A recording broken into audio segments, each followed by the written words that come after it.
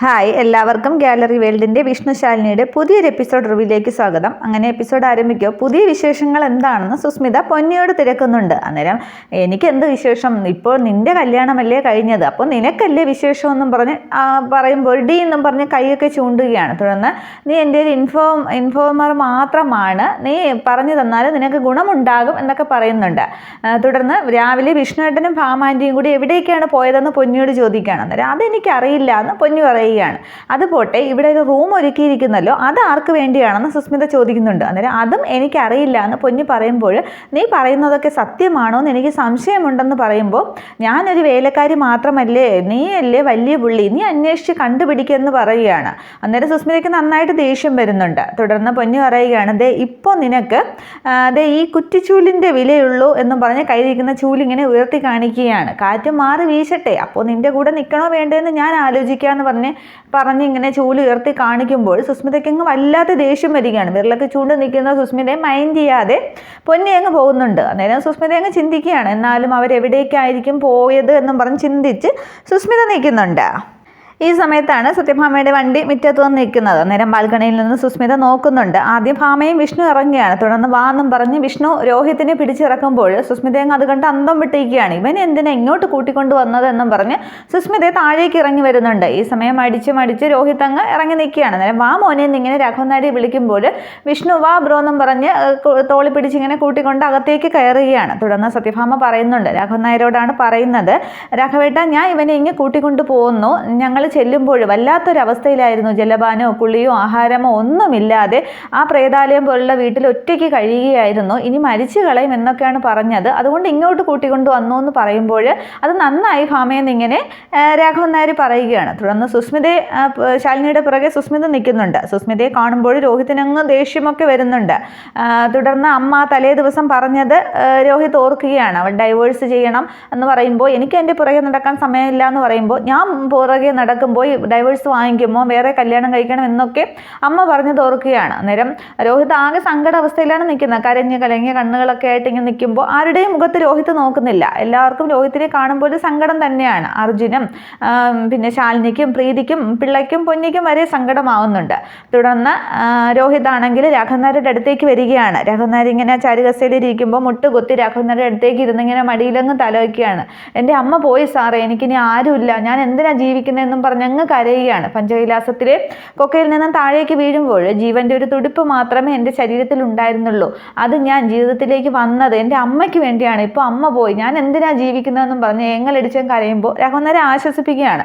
അമ്മയ്ക്ക് പകരം വെക്കാനായിട്ട് വേറൊന്നും പറ്റില്ല, എല്ലാവർക്കും ഒരു ദിവസം അമ്മ നഷ്ടമാകും, അമ്മ പറഞ്ഞു തന്ന പാഠങ്ങൾ മക്കളിലൂടെ മറ്റൊരാളുകളിലേക്ക് എത്തിക്കുമ്പോൾ ആ അമ്മയെ എന്നും ഓർക്കും എന്നൊക്കെ പറഞ്ഞ് ആശ്വാസവാക്കൊക്കെ പറഞ്ഞ് തലോടുകയും ഒക്കെ ചെയ്യുകയാണ്. തുടർന്ന് സത്യഭാമ വന്ന് രോഹിത്തിനെ അങ്ങ് പിടിച്ചെഴുന്നേൽപ്പിക്കുകയാണ്. രോഹിത്തിൻ്റെ സങ്കടം കാണുമ്പോൾ എല്ലാവർക്കും അങ്ങ് കണ്ണ് നിറയുന്നുണ്ട്. തുടർന്ന് ഭാമ പറയുകയാണ്, ഇനി മോൻ ആ വീട്ടിൽ താമസിക്കുന്നില്ല, ഇവിടെയാണ് താമസിക്കാൻ പോകുന്നത് എന്ന് പറയുമ്പോൾ അത് സത്യാമ്മയെന്നും പറഞ്ഞ് രോഹിത് നിൽക്കുകയാണ്. തുടർന്ന് രാഘവൻ നായർ പറയുന്നുണ്ട്, ഡ്രൈവറായിട്ടല്ല, എൻ്റെയും ഭാമയുടെയും മകനായിട്ട്, വിഷ്ണുവിൻ്റെയും പ്രീതിയുടെയും സഹോദരനായിട്ട് എന്നിങ്ങനെ പറയുമ്പോൾ എല്ലാവരെയും ഇങ്ങനെ അർജുനല്ല രോഹിത് നോക്കിക്കൊണ്ടിരിക്കുകയാണ്. തുടർന്നും പറയുന്നുണ്ട്, അത് ഞാൻ തീരുമാനിച്ച് കഴിഞ്ഞു എന്നിങ്ങനെ ഭാമ പറയുകയാണ്. തുടർന്ന് സുസ്മിതയ്ക്കാണെങ്കിൽ അങ്ങ് ദേഷ്യം വരികയാണ്, ഇവിടെയാണ് താമസിക്കാൻ പോകുന്നത് എന്നറിയുമ്പോൾ. തുടർന്ന് പ്രീതി അങ്ങ് അതെന്നും പറഞ്ഞ് അർജുനല്ല രോഹിത് നിൽക്കുമ്പോൾ ഇനി ഒന്നും പറയണ്ട, ഇത് ഞങ്ങളെല്ലാവരും എടുത്ത തീരുമാനമാണെന്ന് അർജുൻ പറയുന്നുണ്ട്. തുടർന്ന് അകത്തേക്ക് വാ രോഹിത് എന്ന് പ്രീതി വിളിക്കുന്നുണ്ട്. തുടർന്ന് ശാലിനി പറയുകയാണ്, ഒരമ്മയെയും അച്ഛനെയും സഹോദരങ്ങളെയും ഒക്കെ ഫ്രീ ആയിട്ട് കിട്ടിയതല്ലേ, ഒന്ന് സന്തോഷിക്കും മാഷേ എന്ന് പറയുമ്പോൾ രോഹിത്തിൻ്റെ മുഖത്തൊരു ചിരി വരുന്നുണ്ട്. തുടർന്ന് വാ എന്നും പറഞ്ഞ് വിഷ്ണു അകത്തേക്ക് വിളിക്കുകയാണ്. തുടർന്ന് ഞാൻ കഴിക്കാൻ എടുത്തു വെക്കാം എന്നിങ്ങനെ പൊന്നിയും വെപ്രാളത്തിൽ പറയുമ്പോൾ അവളുടെ ഒരു ശുഷ്കാന്തി കണ്ടില്ലേ എന്ന് സുസ്മിത മനസ്സിൽ പറയുകയാണ്. തുടർന്ന് രോഹിത്തിനെ വിഷ്ണു ഇങ്ങനെ തോളിൽ ചേർത്ത് ഇങ്ങനെ അകത്തേക്ക് കൂട്ടിക്കൊണ്ട് വരുമ്പോൾ സുസ്മിതയെ കാണുകയാണ്. സുസ്മിത കാണുമ്പോൾ രണ്ടുപേരും ഇങ്ങനെ കണ്ണുകൾ തന്നെ ദേഷ്യത്തോടെ നോക്കി നിൽക്കുന്നുണ്ട്. തുടർന്നൊരു മനസ്സിൽ പറയുകയാണ് രോഹിത്, എൻ്റെ അമ്മ പോയടി, എനിക്കിനി മുന്നും പിന്നും ഒന്നും നോക്കാനില്ല, നിന്റെ മരണം എൻ്റെ കൈകൊണ്ടായിരിക്കുമെന്ന് മനസ്സിലാണ് പറയുന്നത്. അത് കേട്ടതുപോലെ തന്നെ സുസ്മിത തിരിച്ചും പറയുന്നുണ്ട്, കാണാമിടാന്ന്. തുടർന്ന് രോഹിത്തിനെയും കൂട്ടി വിഷ്ണു അങ്ങ് അകത്തേക്ക് കയറുമ്പോൾ പിറകെ പ്രീതി കുഞ്ഞിനെയും കൊണ്ടിങ്ങനെ ഒരൊറ്റ നോട്ടം സുസ്മിതയെ നോക്കിയിട്ട് അകത്തേക്ക് കയറുന്നു. അതിന് പിന്നാലെ അർജുനും അതേപോലൊരു നോട്ടം നോക്കി ഒന്ന് ചിരിച്ചിട്ട് അകത്തേക്ക് കയറുന്നു. അതിന് മുന്നേ വിഷ്ണുവും അതേപോലൊരു നോട്ടം നോക്കുന്നുണ്ട്. തുടർന്ന് ശാലിനിയും ഇങ്ങനെ വന്ന് സുസ്മിതയെ ഇങ്ങനെ നോട്ടം നോക്കുകയാണ്. എല്ലാവരുടെയും നോട്ടമാകുമ്പോൾ സുസ്മിതയെങ്കിൽ എരിഞ്ഞു തീർന്നതുപോലെ നിൽക്കുകയാണ്. തുടർന്ന് അവരൊക്കെ അകത്തേക്ക് പോയ ശേഷം പിള്ളയും രാഘവൻ നായരും സത്യഭാമയും സുസ്മിതയും മാത്രമാവുകയാണ്. തുടർന്ന് രാഘവൻ നായർ ഇങ്ങനെ സുസ്മിതയെ നോക്കി പറയുന്നുണ്ട്, ഭർത്താവ് കൂടെ താമസിക്കാൻ വന്നിട്ടും ഒരു സന്തോഷമൊന്നും ഇല്ലല്ലോ സുസ്മിതയെന്ന്. അന്നേരം കളിയാക്കിയതാണെന്ന് മനസ്സിലായി സുസ്മിത പറയുന്നുണ്ട്, താലപ്പൊലി കിട്ടിയില്ല അങ്കിളെ എന്ന്. അന്നേരം നിനക്ക് താലപ്പൊലി കിട്ടില്ല, നിനക്ക് അവൻ വന്നത് ഇഷ്ടമായില്ല എന്നറിയാം, ഞങ്ങൾ ആരെയും നിനക്ക് ഇഷ്ടമല്ലല്ലോ, ഇത് അധികകാലം ഇങ്ങനെ തുടരേണ്ടി വരില്ല എന്ന് പറയുമ്പോൾ ഭാമ ദേഷ്യത്തോടെ തന്നെ സുസ്മിത നോക്കിക്കൊണ്ടിരിക്കുകയാണ്. അന്നേരം സുസ്മിത ചോദിക്കുന്നുണ്ട്, അല്ല നിങ്ങളെല്ലാവരും എങ്ങോട്ടെങ്കിലും പോവുകയാണോ എന്ന്. അന്നേരം രാഘവൻ നായർ പറയുകയാണ്, ഞങ്ങൾ പോകുന്നില്ല, നീയാണ് പോകുന്നത് അങ്ങ് സെൻട്രൽ ജയിലിലേക്കെന്ന്. അത് കേൾക്കുമ്പോൾ സുസ്മിതയ്ക്ക് പേടിയാവുന്നുണ്ട്. ഭാമയുടെ രൂക്ഷമായ നോട്ടം കാണുമ്പോഴും സുസ്മിത അങ്ങ് ഇല്ലാതാവുകയാണ്. തുടർന്ന് സുസ്മിത പെട്ടെന്ന് അങ്ങ് അകത്തേക്ക് കയറി പോകുന്നുണ്ട്. തുടർന്ന് രാഘവൻ നായരോട് ഭാമ പറയുന്നുണ്ട്, സുസ്മിതയെ അങ്ങനെ വെറുതെ വിടാൻ പാടില്ല രാഘവേട്ട, രോഹിതിനെ ഇങ്ങോട്ട് കൂട്ടിക്കൊണ്ട് വന്നതിൻ്റെ ഉദ്ദേശവും അത് തന്നെയാണ് എന്നിങ്ങനെ ദേഷ്യത്തോടെ പറയുമ്പോൾ രാഘവൻ നായർക്ക് അതങ്ങ് ഇഷ്ടപ്പെടുകയാണ്. ഭാമ പോയതിന് സന്തോഷവും രാഘവൻ നായരങ്ങ് സന്തോഷത്തോടു കൂടി ഭാമയുടെ തീരുമാനത്തിൽ സന്തോഷിച്ചങ്ങിരിക്കുകയാണ്.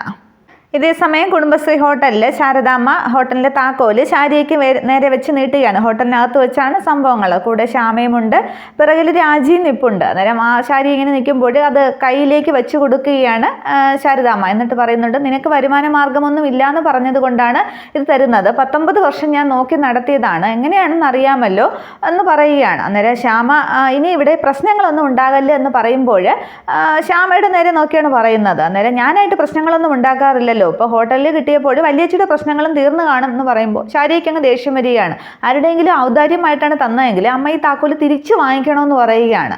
അന്നേരം വീണ്ടും അവർ തങ്ങളിൽ വഴക്കൂടാനുള്ള ശ്രമമാണ്. അന്നേരം ശ്യാമയോട് പറയുന്നുണ്ട്, നിന്നോട് ഞാൻ പലതവണ കാര്യങ്ങൾ പറഞ്ഞ് മനസ്സിലാക്കിയതാണ്, ഇനി ചെറിയ ചെറിയ കാര്യങ്ങൾ കുത്തിപ്പൊക്കി വഴക്കുണ്ടാകരുത്, വീട്ടിലെ പ്രശ്നങ്ങളും ഇതോടുകൂടി തീരണം എന്ന് പറയുകയാണ്. അന്നേരം എൻ്റെ ഭാഗത്തുനിന്നും ഒന്നും ഉണ്ടാകില്ല എന്ന് ശാരി ആദ്യമൊക്കെ പറയുന്നുണ്ട്. പക്ഷെ പിന്നീടും ശാരദാമ്മ ശാരി അങ്ങ് പോകാൻ തുടങ്ങുമ്പോൾ ശാരദാമ്മ പറയുകയാണ്, കുറച്ച് കാര്യങ്ങൾ എനിക്ക് നിന്നോട് പറയാനുണ്ട്, ഇന്നലെ വരെ കുടുംബശ്രീ എങ്ങനെയായിരുന്നു അതുപോലെ തന്നെ നാളെയും പോകണം, രാജി നിന്റെ കൂടെ സഹായത്തിന് കാണും എന്ന് പറയുമ്പോൾ അപ്പോൾ ശാന്തേച്ചിയും ചോദിക്കുകയാണ്. അന്നേരം അവൾക്ക് ചെറിയൊരു അസൗകര്യമുണ്ടെന്ന് പറയുമ്പോൾ അവളെ പറഞ്ഞ് കുത്തി തിരിപ്പിച്ച് കാണും, എവിടെ പോകാനാണ്, തിന്നിട്ട് എല്ലിൻ്റെ കയറിയതായിരിക്കും, പട്ടിണിയും പരിവട്ടവും ആകുമ്പോൾ ഇങ്ങോട്ട് തന്നെ കയറി വരും, അന്ന് ഈ ശാരി ചാണകവെള്ളം തെളിച്ച് ചൂല് കൊണ്ട് അടിക്കും എന്നൊക്കെ അങ്ങ് ദേഷ്യത്തോടെ പറയുകയാണ്. അതൊക്കെ ശാരദാമ്മയ്ക്ക് അങ്ങ് വിഷമം ഉണ്ടാക്കുന്നുണ്ട്.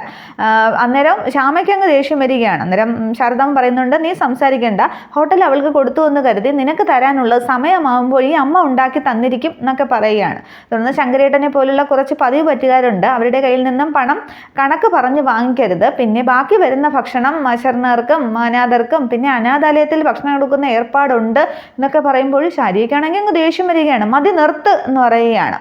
അമ്മ ഹോട്ടൽ നടത്തിൻ്റെ കാര്യങ്ങളിൽ ഇടപെടില്ലെന്നല്ലേ പറഞ്ഞതെന്ന് ചോദിക്കുന്നുണ്ട്. അന്നേരം ശാരദാമ്മ പേടിച്ചങ്ങ് വിഷമത്തിൽ നിൽക്കുകയാണ്. ആ ശാരികയുടെ സംസാരത്തിൽ ഹൃദയം മുറിക്കുന്ന വേദനയിൽ ശാരദാമ്മ നിൽക്കുകയാണ്. വരുമാനത്തെക്കുറിച്ചും നടത്തിപ്പിനെക്കുറിച്ചും ഒന്നും ഞാൻ തിരക്കാൻ വരില്ല എന്നൊക്കെ ശാരദാമ്മ ആദ്യം പറയുന്നുണ്ട്. ഹോട്ടൽ കിട്ടിയതിൻ്റെ സന്തോഷത്തിലെങ്ങും ശാരിക നിൽക്കുകയാണ്. ഇനി എന്ത് വേണമെന്ന് ഞാൻ തീരുമാനിച്ചോളാം, ഞാൻ നോക്കിക്കോളാം എന്നൊക്കെ പറഞ്ഞ് ആരും ഇടപെടാൻ വരണ്ട എന്നൊക്കെ അങ്ങ് അഹങ്കാരത്തോടു കൂടി പറഞ്ഞിട്ട് ശാരിക താക്കോലുമായിട്ട് അങ്ങ് പുറത്തേക്ക് ഇറങ്ങുന്നുണ്ട്. അങ്ങനെ ഒരക്ഷരം മിണ്ടാതെ രാജി ഇതെല്ലാം പറയുന്ന കേൾക്കുകയാണ്. തുടർന്ന് ശാരദാമ്മ ഇങ്ങനെ തളർന്ന ഡെസ്കിൻ്റെ പുറത്തേക്ക് ഇരിക്കുമ്പോൾ ശ്യാമ പറയുന്നുണ്ട്, തീരെ എഴുതി കൊടുത്തതല്ലേ, സ്വന്തമായിട്ട് കൊടുത്തതല്ലേ, അങ്ങോട്ട് അനുഭവിച്ചു എന്ന് പറഞ്ഞിട്ട് ശ്യാമയും ഇറങ്ങി പോകുന്നുണ്ട്. തുടർന്ന് ഒരക്ഷരം മിണ്ടാതെ ആ പിന്നാമ്പുറത്തേക്ക് രാജിയും അങ്ങ് മാറുകയാണ്. തുടർന്ന് ശാരദാമ്മ ഹോട്ടലൊക്കെ നോക്കി തൻ്റെ 19 വർഷം കഷ്ടപ്പെട്ടുണ്ടാക്കിയത് ഇങ്ങനെ കൊടുത്തതിലൊക്കെ ഓർത്ത് ഇങ്ങനെ വിഷമിച്ചിരിക്കുമ്പോൾ ശാരികയാണെങ്കിൽ ഈ താക്കോലും കൊണ്ടുപോയി അടുക്കളയുടെ പിറകു വശത്ത് ഇരുന്നിട്ട് ഇങ്ങനെ താക്കോല് പൊക്കി പിടിച്ച് ഇങ്ങനെ ചിരിച്ചിരിക്കുകയാണ്, കൈയടക്കി എന്നുള്ള ഒരു ഉദ്ദേശത്തിൽ. അന്നേരവും കിട്ടിയിട്ടും ശാരികയുടെ അഹങ്കാരത്തിലാണെങ്കിൽ യാതൊരു കുറവുമില്ല, എല്ലാവരോടും ദേഷ്യവും എല്ലാവരെയും കുറ്റക്കാരാക്കുകയും ഒക്കെ തന്നെയാണ് ചെയ്യുന്നത്. ഹോട്ടലൊക്കെ തീയിട്ടിട്ടും ഇവർ തന്നെയാണെന്നൊക്കെയാണ് അന്നേരവും ശാരിക പറഞ്ഞുകൊണ്ട് നിൽക്കുന്നത്. ഇതേസമയം രോഹിത്താണെങ്കിൽ സത്യഭാമയുടെ വീടിൻ്റെ വെളിയിൽ ഉമ്മറത്ത് അങ്ങനെ തിണ്ണയിൽ വിഷമിച്ചിരിക്കുകയാണ് അമ്മയെക്കുറിച്ച് ഓർത്ത്. അമ്മ പറഞ്ഞ ഓരോ കാര്യങ്ങളും അന്ന് പഞ്ചകൈലാസത്തിലേക്ക് ഫോൺ വിളിച്ചപ്പോൾ മാമ്പഴ പുളിശ്ശേരിയുടെ കാര്യം ഒക്കെ പറഞ്ഞ് ഓർത്തിങ്ങനെ ഇരിക്കുമ്പോൾ വിഷ്ണു വരുന്നുണ്ട്. വിഷ്ണു ഒന്നടുത്തേക്ക് ഇരിക്കുകയാണ്. അമ്മയെക്കുറിച്ച് ഓർമ്മിച്ചല്ലേ പിന്നെ ഞങ്ങൾ ഇപ്പോൾ രോഹിത്തിനെ കുറിച്ചാണ് സംസാരിച്ചു കൊണ്ടിരുന്നതെന്നും പറഞ്ഞ് തോളി തട്ടിയൊക്കെ ആശ്വസിപ്പിക്കുന്നുണ്ട്.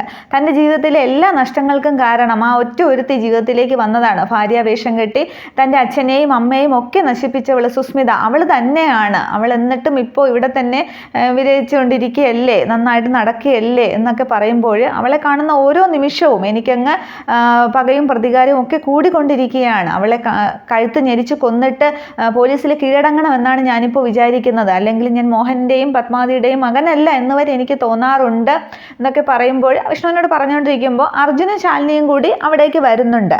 അന്നേരം ശാലിനി പറയുകയാണ്, അങ്ങനെയുള്ള ശിക്ഷയൊന്നും അവൾക്ക് വേണ്ടല്ലോ, അതുകൊണ്ടല്ലേ നമ്മൾ നിയമത്തിൻ്റെ വഴിയെ പോയത് എന്നൊക്കെ പറയുകയാണ്. ഒറ്റ ശിക്ഷ കൊണ്ട് തീരാവുന്നതല്ലല്ലോ, കൊടും ക്രൂരതകളൊക്കെ ചെയ്തിട്ട് ഇനിയും ശിക്ഷകൾ അനുഭവിക്കണമെന്ന് പറയുമ്പോൾ രോഹിത് പറയുകയാണ്, അങ്ങനെ പോയിട്ട് എന്തായി, അവൾ രക്ഷപ്പെട്ടില്ലേ, അവൾ ജാമ്യം കിട്ടിയപ്പോൾ ഇനിയും ജീവൻ പൊലിയുമെന്ന് അർജുൻ പറഞ്ഞതല്ലേ, അതുപോലെ സംഭവിച്ചില്ലേ, എൻ്റെ അമ്മയുടെ ജീവനും അവൾ കാരണമല്ലേ നഷ്ടമായത് എന്നൊക്കെ രോഹിത് ഇങ്ങനെ സങ്കടത്തോടെ പറയുമ്പോൾ അർജുൻ പറയുന്നുണ്ട്, അതിന് കേസ് തള്ളിയിട്ടില്ലല്ലോ, കേസ് അവധിക്ക് വെച്ചിരിക്കുകയല്ലേ, ഭാര്യ ഭർത്താക്കന്മാർ തമ്മിലുള്ള ചെറിയ പിണക്കമെന്നും പറഞ്ഞ് അവധിക്ക് വെച്ചിരിക്കുകയാണ്. എന്തോ ഭാഗ്യത്തിനാണ് എനിക്കെന്ന് സാക്ഷി മൊഴി പട്ടികയിൽ പ്രീതിയുടെ പേര് കൂടി ചേർക്കാൻ തോന്നിയത്, പ്രീതി മൊഴി കൊടുത്താൽ അവൾക്ക് ശിക്ഷ തന്നെ കിട്ടും എന്ന് പറയുമ്പോൾ ശാലിനി പറയുന്നുണ്ട്, പ്രീതിയുടെ മുന്നിൽ അവളിങ്ങനെ നടക്കുമ്പോൾ പ്രീതിക്ക് ഓർമ്മ കിട്ടും എന്ന് തന്നെയാണ് അബ്ദുൽ ഖാദർ ഡോക്ടർ പറഞ്ഞത്. എന്തായാലും നമുക്ക് സുസ്മിതയും കൂടി ഉൾപ്പെടുത്തി ആ പഞ്ചകൈലാസം ട്രിപ്പ് ഒന്നുകൂടി റീക്രിയേറ്റ് ചെയ്താലോ എന്ന് ചോദിക്കുമ്പോൾ എല്ലാവർക്കും ആ ഒരു ഐഡിയ മനസ്സിൽ തെളിയുകയാണ്. അന്നേരം ആ പഞ്ചകൈലാസത്തിലേക്ക് പോയതും രോഹിത്തിനെ കൊക്കയിലേക്ക് തള്ളിവിട്ടതുമായ സംഭവങ്ങളൊന്ന് ഓടിച്ചിങ്ങനെ എല്ലാവരുടെയും മനസ്സിലൂടെ ഓടുന്നുണ്ട്. ഇത്രയുമാണ് എപ്പിസോഡ്. അപ്പോൾ ഇനി അടുത്ത എപ്പിസോഡിൽ വീണ്ടും ഒരു പഞ്ചകൈലാസത്തിലേക്ക് പോവുക തന്നെ ചെയ്യും. അവിടെ വെച്ചായിരിക്കും പ്രീതിക്ക് വീണ്ടും ഓർമ്മ വരുന്നതും സുസ്മിതയ്ക്ക് നേരെയുള്ള തെളിവുകളെല്ലാം കിട്ടുന്നതും അങ്ങനെയാണെന്ന് തോന്നുന്നു. അതിൻ്റെ ഷൂട്ടിംഗ് പ്രൊമോയൊക്കെ കണ്ടിട്ടുണ്ട്. അപ്പോൾ ഇനി ഒരു പഞ്ചകൈലാസമാണ് ട്രിപ്പ്. Okay, thank you.